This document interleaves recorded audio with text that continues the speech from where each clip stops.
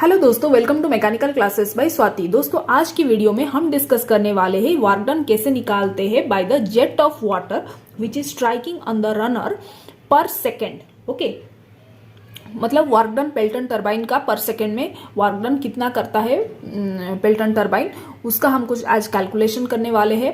Hydraulic efficiency calculation करने वाले हैं। ओके दोस्तों, एक्चुअली क्या है कि ये जो सब हम आज कैलकुलेशन करने वाले हैं, कुछ फॉर्मूला निकालने वाले हैं। ये फॉर्मूला जो है दोस्तों वो बहुत ही इंपॉर्टेंट फॉर्मूला है, क्योंकि इसी फॉर्मूला को आप अप्लाई करोगे न्यूमेरिकल्स में, और कुछ क्वेश्चंस ऑफ न्यूमेरिकल्स जो सेमिस्टर में पूछे जाएंगे उसको न्यूमेरिकल्स को आप सॉल्व करेंगे दोस्तों। तो दोस्तों ये वीडियो जो है बहुत ही इंपॉर्टेंट है, आप वीडियो को जरूर आप एंड तक देखिए, और अच्छा लगे तो लाइक कीजिए, मेरे चैनल को दोस्तों सब्सक्राइब कीजिए, ताकि आने वाली जो भी मैं वीडियोस बनाऊंगी दोस्तों उसका नोटिफिकेशंस आपके मोबाइल में पहुंच सके। तो चलिए दोस्तों वीडियो को शुरू करते हैं और डिस्कस करते हैं कि कैसे वर्क डन हम निकालते हैं। दोस्तों देखिए, लास्ट जो वीडियो है ना उसमें मैं ऑलरेडी डिस्कस कर चुकी हूं कि ये वेलोसिटी ट्रायंगल डायग्राम आप कैसे ड्रॉ कर सकते हो ऑफ ए पेल्टन टरबाइन। आज की वीडियो में हम क्या डिस्कस करेंगे कि वर्क डन कैसे कैलकुलेट करते हैं। देखिए, वर्क डन कैलकुलेट करने के लिए हम पहले फोर्स का थोड़ा ब्रीफ फोर्स पहले देखेंगे। तो फोर्स exerted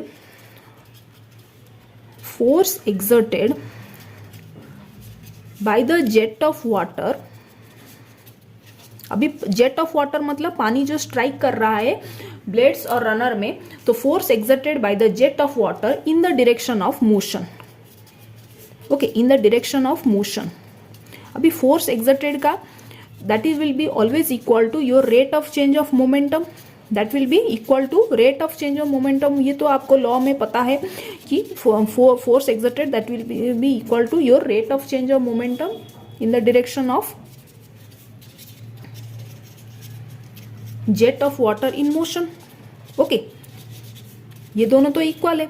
अब हम क्या करेंगे, इसको थोड़ा दोस्तों सिंप्लीफाई करेंगे। कैसे सिंप्लीफाई करेंगे दोस्तों, देखिए, rate of change of momentum is equal to I can write mass into initial velocity minus mass into final velocity divided by time. मैंने बस सिंप्लीफाई कर रही हूं, ये तो आपको इतना तो पता ही है। ओके, तो अब अगर मैं मास को कॉमन ले लूं और डिवाइडेड बाय टाइम लिख दूं, तो initial velocity minus final velocity.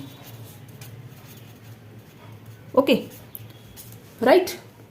अभी mass by time is what, mass flow rate per second, mass flow per second. Okay, mass flow per second. Okay, तो मैं यहां पर एम डॉट लिख सकती हूं into initial velocity minus final velocity. इतना हम लिख सकते हैं। ओके, अभी देखिए दोस्तों, एम डॉट की जगह पे हम क्या लिख सकते हैं। एम डॉट की जगह पे मैं क्या लिख सकती हूँ, rho a into V1। V1 is the absolute velocity of water at inlet.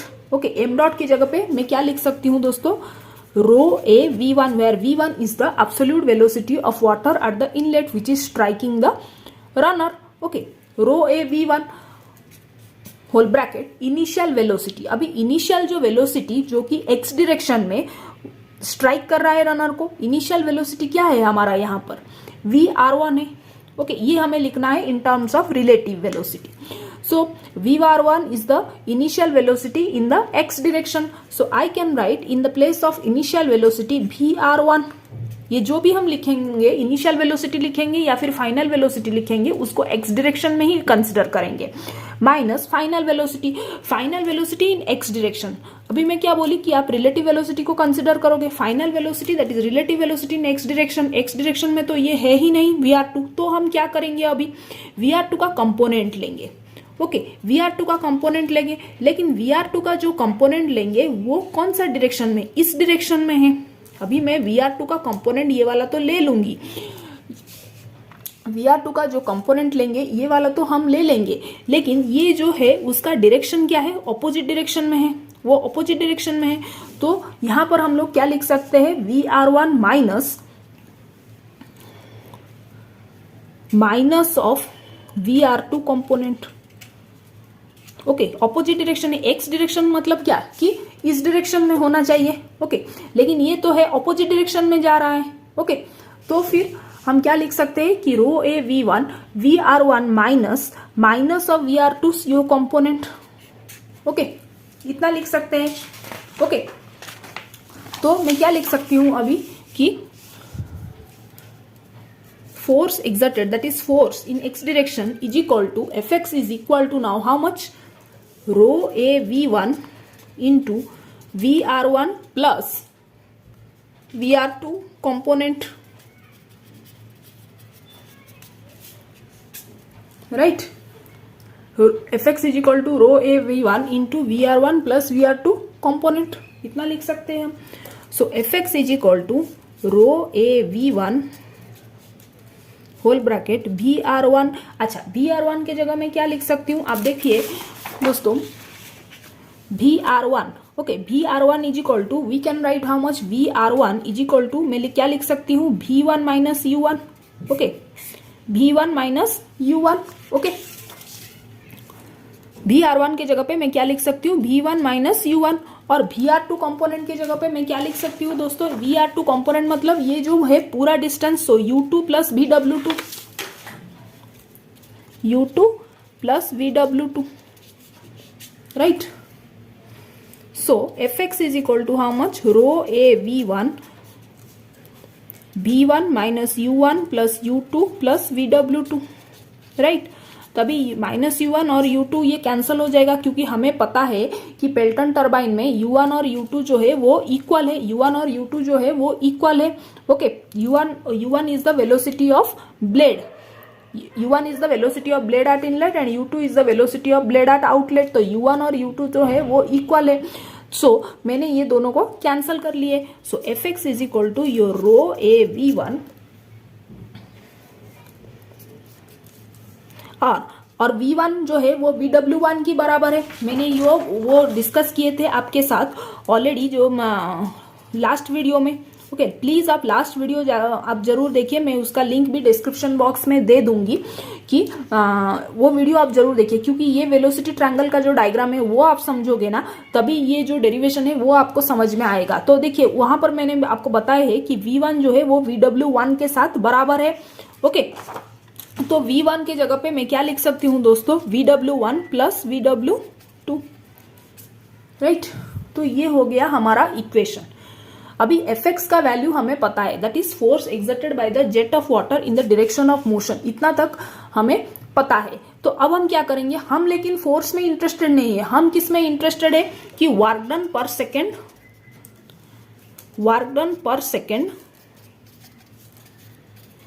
Bye the jet of water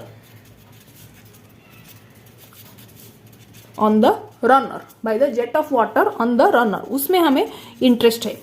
तो वो हम कैसे निकालेंगे दोस्तों, अभी देखिए वर्क डन, अभी मैं एक छोटा सा आपको समझाने की, देखिए वर्क डन हमें पर सेकेंड निकालना है। ओके, हमें वर्क डन पर सेकेंड निकालना है। देखिए वर्क डन पर सेकेंड जो आप बोल रहे हैं, वर्क डन पर सेकेंड मतलब जूल पर सेकेंड हम निकालने वाले। वर्क डन का अभी वर्क डन का यूनिट क्या है, जूल, और सेकंड का सेकंड मैंने रखे। जूल को भी मैं और सिंप्लीफाई करूंगी तो newton metre divided by second लिख सकती हूँ। Okay, right. अभी न्यूटन, इसको और सिंप्लीफाई करूंगी तो न्यूटन इंटू मीटर पर सेकंड लिख सकती हूँ। तो न्यूटन इंटू मीटर पर सेकेंड, अभी मीटर पर सेकेंड क्या है हमारा, एक वेलोसिटी है।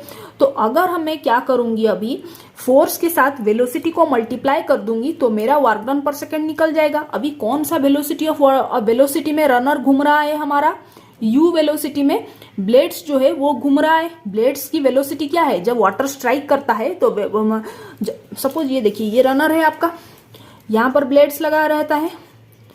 तो जब जेट ऑफ वाटर ने ये रनर के ऊपर स्ट्राइक करता है, तो जेट ऑफ वाटर जब स्ट्राइक करता है तो ये रनर घूमता है विथ वेलोसिटी यू वेलोसिटी में घूमता है। तो मैं अगर ये फोर्स एक्सर्टेड जो निकला है हमारा इंटू यू कर दूंगी तो हमारा वर्क डन पर सेकेंड तो बहुत आसानी से निकल जाएगा। ओके, तो फिर मैं लिख सकती हूं, देखिए Fx is equal to rho a V1 VW1 plus VW2 into you.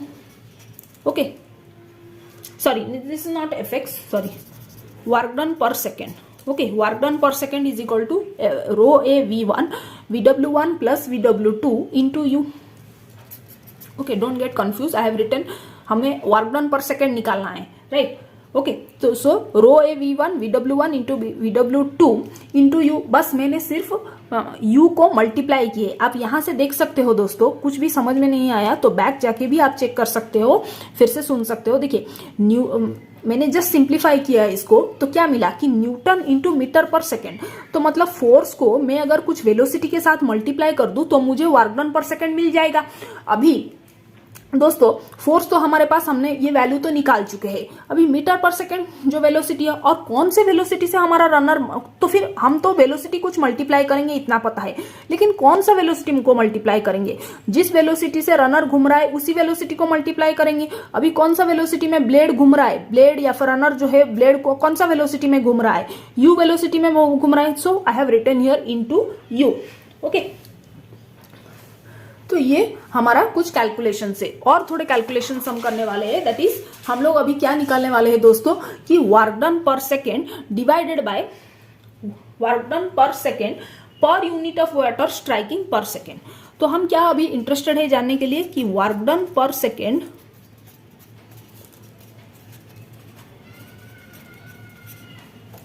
पर unit of water per unit weight of water per unit weight of water striking per second, इसमें इंटरेस्टेड है. वर्क डन पर second per unit of water striking per second. Okay, इसमें हम interested है. Okay, तो कैसे हम निकालेंगे, इसका मतलब शायद आपको समझ में नहीं आएगा, उसको मैं और थोड़ा सिंप्लीफाई करने की कोशिश करूंगी. देखिए वर्क डन पर सेकेंड हमें कितना क्या मिला है, हमें वर्क डन पर सेकेंड दोस्तों क्या मिला है, रो a v1 vw1 plus vw2 into you, इतना मिला है, डिवाइडेड बाय मैं क्या बोल रही हूं, wait of water striking per second. Wait of water which is striking per second. Okay, इतना हमें पूछा गया है क्वेश्चंस में.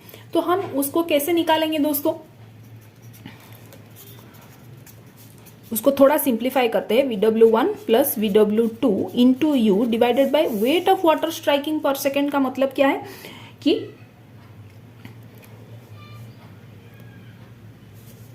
mg divided by second. अभी mg डिवाइडेड बाय सेकेंड, अभी mass flow rate per second कितना है हमारा, rho a v1. Okay, rho a v1 vw1 plus vw2 into you divided by, अभी mass flow rate per second कितना है हमारा, rho a v1 into जी में लिख सकती हूँ मैं. मास फ्लो रेट पर सेकेंड के बदले में क्या लिखी हूँ, रो ए v1 इंटू जी. तो ये दोनों तो कैंसल आउट हो गए हम मेरे. तो क्या बचा मेरा कि vw1 plus vw2 into you divided by ji.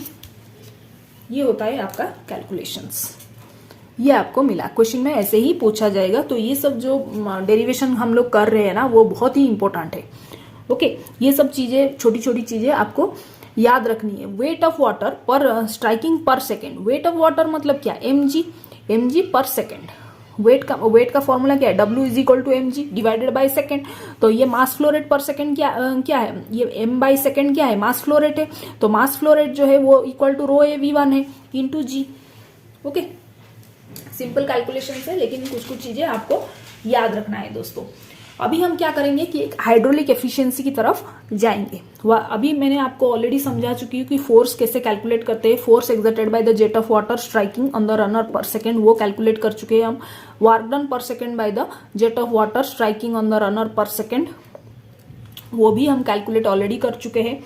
Okay, work done पर second divided by weight of water striking per second, उसका भी कुछ एक्सप्रेशंस भी हम ऑलरेडी निकाल चुके हैं. अब हम मूव करते हैं हाइड्रोलिक एफिशिएंसी की कैलकुलेशंस की तरफ. ओके, तो हाइड्रोलिक एफिशिएंसी दोस्तों, देखिए हाइड्रोलिक एफिशिएंसी जो है उसकी फॉर्मूला दोस्तों क्या है, हाइड्रोलिक एफिशिएंसी की फॉर्मूला दोस्तों क्या है, eta H is equal to work done पर सेकेंड, वर्क डन पर second divided by kinetic energy of jet of water per second, kinetic energy of jet per second. Okay, kinetic energy of jet per second इसका formula है दोस्तों, ये आपको याद रखना है। तो अब हम क्या करेंगे, उसको थोड़ा सिंप्लीफाई करेंगे। देखिए eta H is equal to work done पर सेकेंड तो हमारे पास है, is equal rho A V one V W one plus V W two into u. Okay right. अभी काइनेटिक एनर्जी का फॉर्मूला क्या है, half M dot V square. So M dot की जगह पे मैं रो ए वी वन लिख सकती हूँ इंटू, ये स्मॉल वी है, हाँ, into v one square. Okay, into v one square. तो रो ए वी वन तो मेरा कैंसल आउट हो गया, right. So eta H is equal to 2 into V W one plus V W two into you divided by V one square. Okay right. अब असल फिर और थोड़ा उसको, लेकिन ये जो है ना इसको थोड़ा हम और सिंप्लीफाई करेंगे। ओके, अभी देखिए दोस्तों VW1 जो है वो V1 के साथ बराबर है from the inlet velocity triangle. Okay, from the inlet velocity triangle हमें क्या पता है कि VW1 जो है वो V1 के साथ बराबर है, लेकिन VW2 को हम सिंप्लीफाई करेंगे तो क्या होगा, VW2 को सिंप्लीफाई करेंगे। देखिए ये जो डायग्राम है आप देख सकते हैं कि यहां से क्या करेंगे, हम cos फाई निकालेंगे। क्या निकालेंगे दोस्तों, cos फाई निकालेंगे। cos फाई अगर निकालेंगे तो cos phi is equal to b by h. Okay, that means cos phi is equal to your, देखिए cos फाई VW2 को, एक्चुअली हमारा मेन एम क्या है कि VW2 को हम सिंप्लीफाई करेंगे। तो cos phi is equal to U2 plus VW2 divided by H, that is VR2। Okay, so मैं VW2 को लिख सकती हूं दोस्तों, मैं VW2 को क्या लिख सकती हूं, VW2 को क्या लिख सकती हूं, VR2 cos phi minus U2, right. VW2 is equal to VR2 cos phi minus U2, इसको मैं लिख सकती हूं। तो इसको हम यहां पर ये सब जो वैल्यू हमने निकाले हैं ना, इसको हम इस इक्वेशन में हम पुट अप करने वाले हैं। ओके, हम लोग इस इक्वेशन को पुट अप करने वाले हैं। तो क्या कैसे होगा, अभी eta H is equal to, हमारा क्या था, eta H is equal to 2 into VW1 plus VW2 into you divided by V1 square. So eta H is equal to 2 into VW1 की बदले में हम V1 लिख सकते हैं, और V1 जो है वो किसके साथ दोस्तों बराबर है, देखिए V1 जो है that is equal to your, see V1 is equal to U1 plus VR1। Okay, इतना आप याद रखिए। सो VR1 जो है वो equal to your V1 minus U1। Okay, VR1 यहां इस इक्वेशन से क्या पता चल रहा है आपको, इस जो इनलेट वेलोसिटी ट्रायंगल से V1 जो है U1 और VR1 के साथ बराबर है, तो VR1 is equal to V1 minus U1, right. अभी दोस्तों अगर स्मूथ ब्लेड होगा, स्मूथ ब्लेड अगर होगा तो फिर VR1 जो है वो VR2 के साथ बराबर है। VR1 is equal to VR2 if there is smooth blade. If the blades are absolutely smooth, then relative velocity at the inlet will be equal to relative velocity at the outlet. Okay, relative velocity inlet is equal to relative velocity at the outlet. All these things you need to put up in this equation. Okay, so अभी देखिए VW1 के बदले में मैं V1 लिख रही हूं, और VW2 के बदले में मैं क्या लिख रही हूं, VR2 cos phi minus U2 into U divided by V1 square. Okay, तो अब हम क्या करेंगे, उसको थोड़ा और सिंप्लीफाई करेंगे। अभी मैं VR2 के बदले में क्या लिख सकती हूं,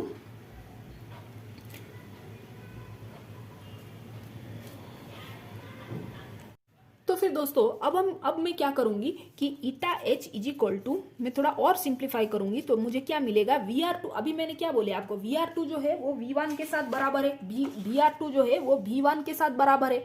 तो मैं VR2 के जगह पे क्या लिख सकती हूँ, V1 माइनस U1 लिख सकती हूँ,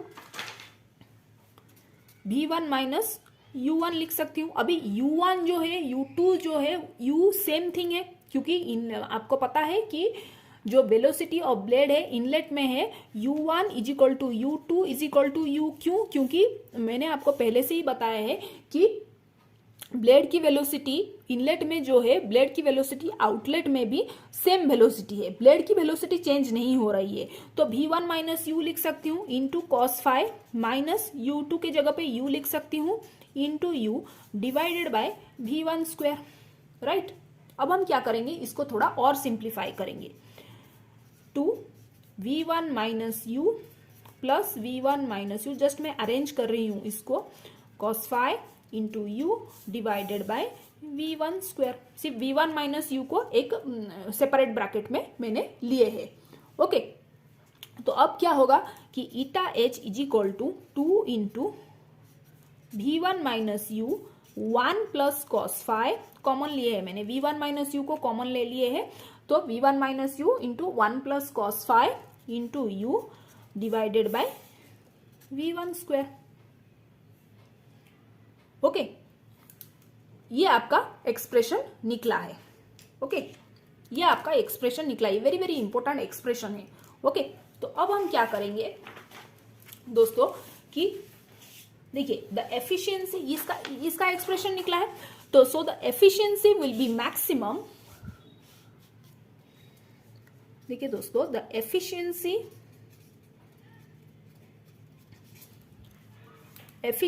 will be maximum for a given value of V1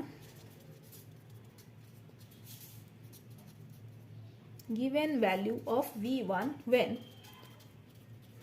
d by du eta h is equal to 0, d by du eta h is equal to 0। तो हमारा d by du, this is u, okay. So d by du into eta h, what is eta h, 2 into V1 minus u 1 plus cos phi into u divided by V1 square. ये आपका expression है, ये तो पूरा total bracket, this is total bracket, this is equal to your 0, ये पूरा bracket है, okay. ये पूरा ब्रैकेट है, d by d u of इटा एच इज इक्वल टू 0। अब हमें मैक्सिमम का कंडीशन निकालना है, तो उसमें हम क्या करेंगे फिर, अभी देखिए इसका डेरिवेटिव निकालना है।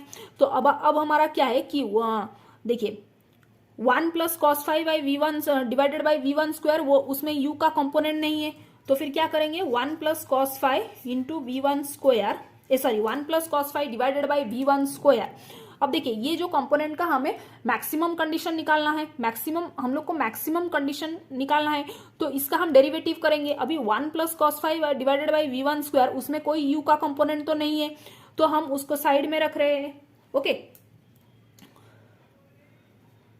तो हमारा क्या होगा कि d by d u of 2 V1 u 2u V1 minus u 2u V1 minus u is equal to 0,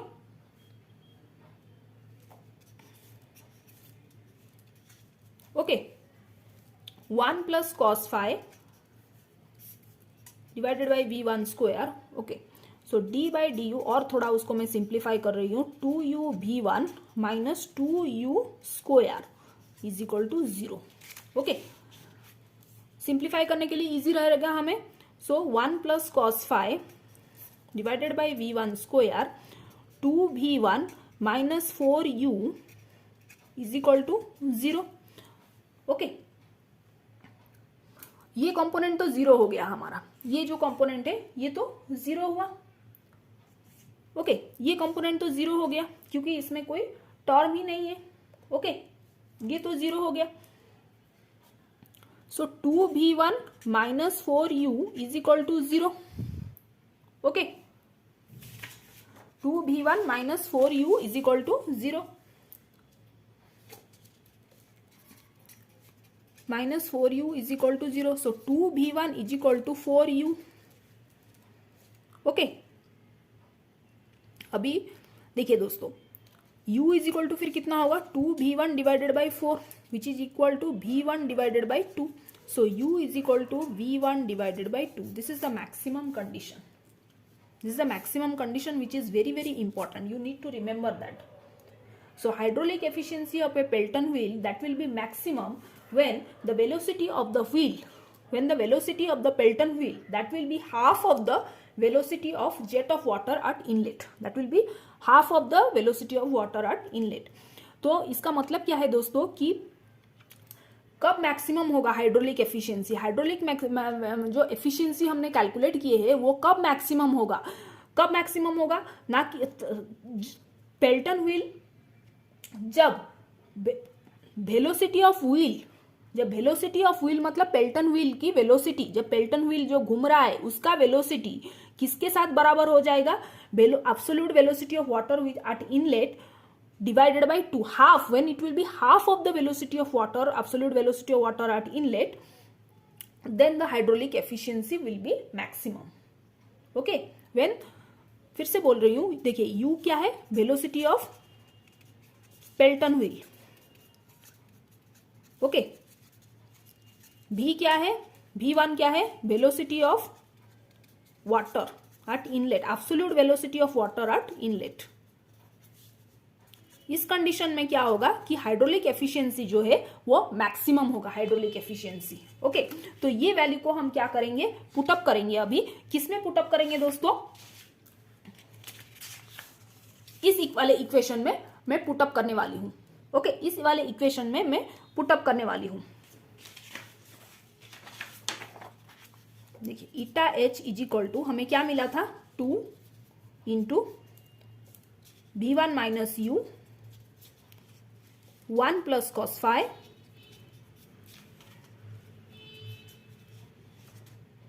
into you divided by v1 square. ये एक्सप्रेशन हमें मिला था. ओके, तो अब मैं क्या करूंगी, ईटा एच मैक्स कैलकुलेट करूंगी. ओके, ईटा एच मैक्स में कैलकुलेट करने वाली हूं. तो क्या करूंगी, eta h max is equal to 2 into v1 minus u के जगह पे v1 डिवाइडेड बाई 2 लिखूंगी. 1 plus cos phi into you divided by v1 square. Okay,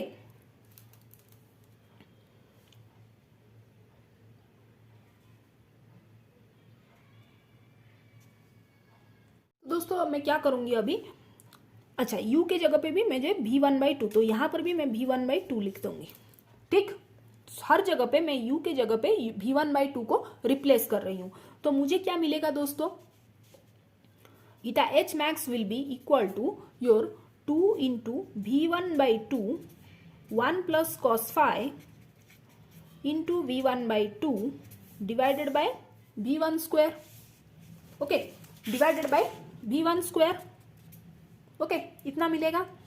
इसको अगर मैं सिंप्लीफाई कर लूं तो मुझे क्या मिल रहा है, 1 plus cos phi divided by 2 मिल रहा है. So eta h max is equal to your 1 plus cos phi divided by 2. Okay, तो ये सब दोस्तों आपको याद रखना है. ओके, कब मैक्सिमम होता है, कब मिनिमम होता है. ओके, ये सब चीजें आपको बहुत बहुत इंपॉर्टेंट चीजें हैं. ओके, आनंद और भी मैं कुछ और डिस्कस करने वाली हूँ दोस्तों कि बहुत कुछ छोटे छोटे पॉइंट्स और है. देखिए, जब आपको पूछा जाएगा कि velocity of jet of water at inlet, okay, velocity of jet of water at inlet, that means absolute velocity का पूछा जाएगा v1, that will be equal to your cv into root over of 2gh, where g is the acceleration due to gravity and h is the head of the turbine, h is the head of the Pelton turbine and cv is the coefficient of velocity.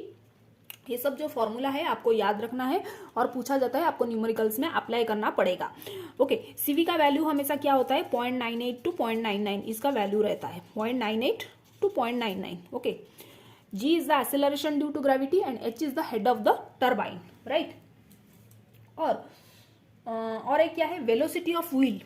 अगर पूछा जाएगा wheel की velocity, मतलब Pelton wheel की velocity, velocity of wheel that is u का formula क्या है दोस्तों, u is equal to phi into root over of 2gh। और एक फॉर्मूला भी मैंने आपको बताया है, u is equal to pi dn by 60, where d capital D is the diameter of the Pelton wheel and n is the revolution.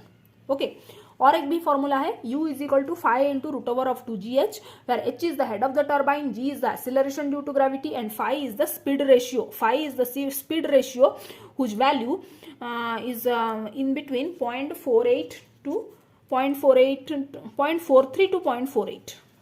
Okay, 0.43 to 0.48, right. Jet ratio भी है, jet ratio का formula दोस्तों उसको m में denote करते हैं, m is equal to capital D by small d। Okay, where capital D is the diameter of the Pelton wheel and d is small d क्या है, dia of jet, diameter of the jet है। Okay, capital D dia of Pelton wheel है। ये सब चीजें, छोटे छोटे चीजें आपको याद रखना है, ये सब फॉर्मूला, ताकि आप न्यूमेरिकल्स में दोस्तों उसको अप्लाई कर सकेंगे। ओके, और फिर और एक पूछा जाता है कि number of buckets in the runner, number of buckets in the runner, कितना बकेट्स है। ओके, कितना, इसका मतलब कितना ब्लेड्स है रनर में। Okay, number of buckets m is equal Z, उसका जेड से सिंबलाइज करता है, Z is equal to 15 plus capital D by 2 into small d। Okay, ये फॉर्मूला आपको याद रखना है, Z is equal to 15 plus capital D divided by 2 into small d। ये सब फॉर्मूला आपको दोस्तों you have to remember so that you can apply in the numericals. और एक क्या है, नंबर ऑफ जेट्स पूछा जाएगा। Okay, number of jets is equal to rate of flow of water through total rate of flow through the turbine divided by rate of water flowing through the single jet। okay, ये number of jets है दोस्तों। Number of jets आप कैसे निकालोगे, total rate of flow through turbine divided by rate of flow of water by a through single jet, rate of flow of water through single jet, right. ये आपका formula है दोस्तों। तो ये सब जो फॉर्मूला है, आज हम लोगों ने बहुत सारे एक्सप्रेशंस इस वीडियो में डिस्कस किए हैं दोस्तों। तो वीडियो बहुत ही इंपॉर्टेंट है, आप आई होप आपको यहाँ पर से कुछ सीखने को मिला होगा। नेक्स्ट लेक्चर में मैं कुछ न्यूमेरिकल सॉल्व करूंगी, ताकि आपकी डाउट्स जो भी है, कुछ डाउट्स है वो और भी क्लियर हो सके। दोस्तों वीडियो अच्छी लगी तो लाइक जरूर कीजिए, मेरे चैनल को दोस्तों सब्सक्राइब कीजिए, ताकि आने वाली जो भी मैं वीडियोस बनाऊंगी उसका नोटिफिकेशंस दोस्तों पहुंच सके। तो चलिए यहाँ पर वीडियो को मैं एंड करती हूँ, फिर मिलते हैं नेक्स्ट वीडियो में दोस्तों। Till then bye.